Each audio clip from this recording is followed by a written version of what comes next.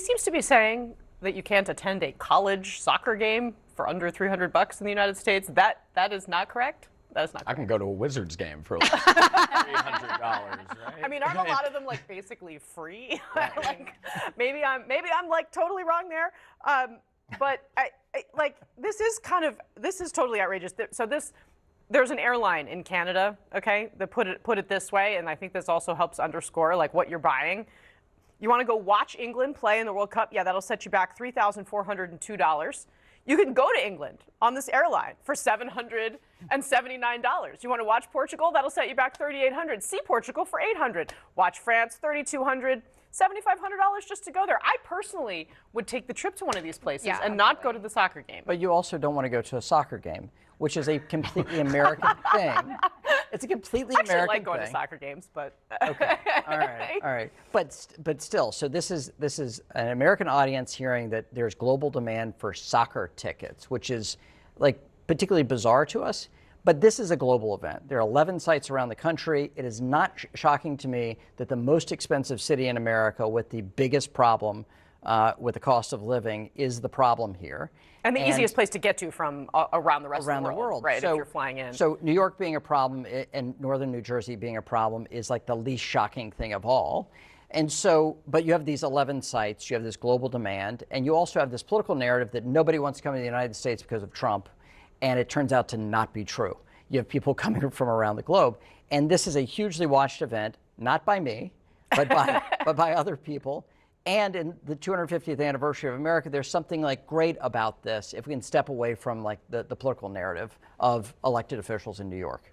Megan, what do you think? I mean, I read a story that the mayor's negotiating $50 tickets for people that are going to go on sale. I think that's pretty incredible. He's also doing stuff the restaurants in New York are doing where you can watch at a bar for like $26. So I think that people are trying to do things to help their own people out. But I do think that these ticket prices are not for us. They are for other people who are coming here, because I don't think that I don't know one person going to the World Cup.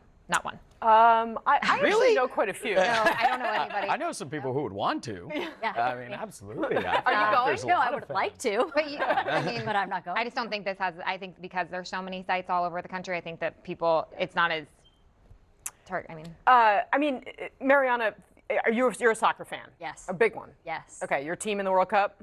It should be Peru because that's where my family's from, but they never qualify. So I go for Argentina. Okay. Yes. And the U.S., obviously.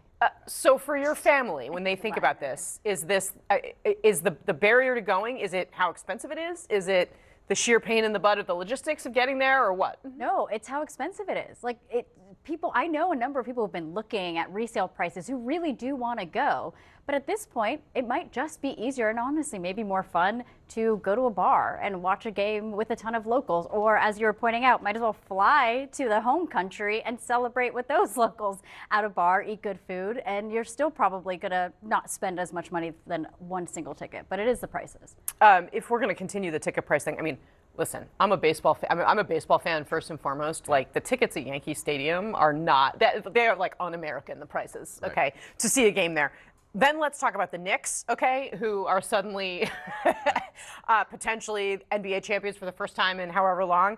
The cheapest available seats, it seems, at the Garden are $5,000. The most expensive, clocking it over $185,000. That actually seems low to me. Yeah, I saw some other prices too. I mean, this is also like MSG prices are often expensive. This is the mecca of basketball, right? But you're talking about an event that I know a lot of people want to go to, right? The Knicks have not been good for a long time. So you have these NBA final seats, but it does, I did expect this one to be pretty expensive, just given like, you know, the place MSG holds, you know, in history. There is another storyline that also popped this week as far as the Knicks game. I mean, if President Trump does decide to go to a game at MSG, which we reported, you know, he was going to go to Game 5 of the Eastern Conference Finals. The Knicks swept, so there was no Game 5, but he was expected to go this week to Game 5. I am also interested to see what the reception is like if he goes to a home game in the NBA. That's also why he's doing, you know, this fight on the White House lawn and the major construction we're going to see this summer. I mean, he is.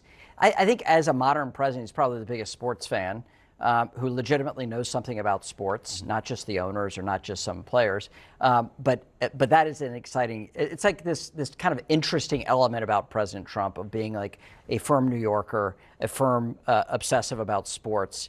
And this is like a through line of his whole adult life. It's kind of wild. This is also somebody who cares about, reaching a certain stature in the celebrity world of New York, right? And MSG is a requirement for that. I was going to say, my guess is you're going to recognize every single face in that first row on the floor Oh, at the yes. Knicks games and the finals. All right, coming up next here in the arena, it's